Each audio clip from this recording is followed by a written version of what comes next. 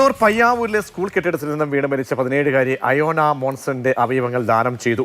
അയോണയുടെ വൃക്ക വിമാനമാർഗം തിരുവനന്തപുരത്തേക്കാണ് എത്തിച്ചത്. അവിടെ നിന്നും കാർ മാർഗം മെഡിക്കൽ കോളേജിലേക്ക് എത്തിക്കുകയായിരുന്നു. നിലവിൽ ശസ്ത്രക്രിയ നടപടികൾ പുരോഗമിക്കുകയാണ്. ആഭ്യന്തര വിമാന സർവീസ് ഉപയോഗിച്ചുള്ള ആദ്യ അവയവദാനമാണ് നടന്നത്.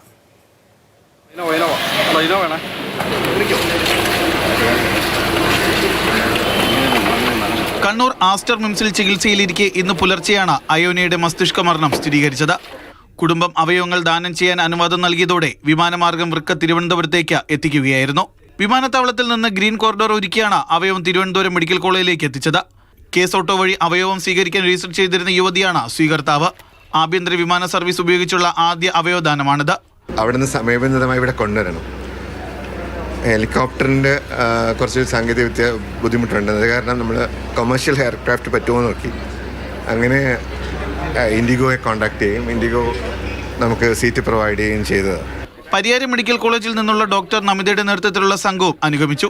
ഇന്നലെ രാത്രി മുതലേ തന്നെ എന്താ പറയുക, ഉറക്കില്ലാതെ കേസ് ഓട്ടോൻ്റെ എല്ലാ ആൾക്കാരും അതേപോലെ ഡോക്ടേഴ്സും ഇവിടെയുള്ള ഡോക്ടേഴ്സും എല്ലാവരും തന്നെ എന്താ പറയുക കോർഡിനേറ്റ് ചെയ്യുന്നുണ്ടായിരുന്നു. അപ്പോൾ ഫുൾ കാര്യങ്ങളും കോർഡിനേറ്റ് ചെയ്ത് അതിന് നല്ല ഇൻഫോർമേഷനൊക്കെ അവർ തന്നതുകൊണ്ട് വളരെ കറക്റ്റായിട്ട് ഇത് കാര്യങ്ങൾ പേപ്പർ വർക്ക്സും കാര്യങ്ങൾക്കൊന്നും ബുദ്ധിമുട്ടേണ്ടി വന്നിട്ടില്ല. അയോണ മോൺസലിന്റെ ലിവർ, കോർണിയ അടക്കമുള്ള മറ്റ് അവയവങ്ങൾ തലശ്ശേരിയിലും കോഴിക്കോടുമുള്ളവർക്കും ദാനം ചെയ്തു. അനുപമാറിനൊപ്പം ജിബിൻ JB, മാതൃഭൂമി ന്യൂസ്, തിരുവനന്തപുരം.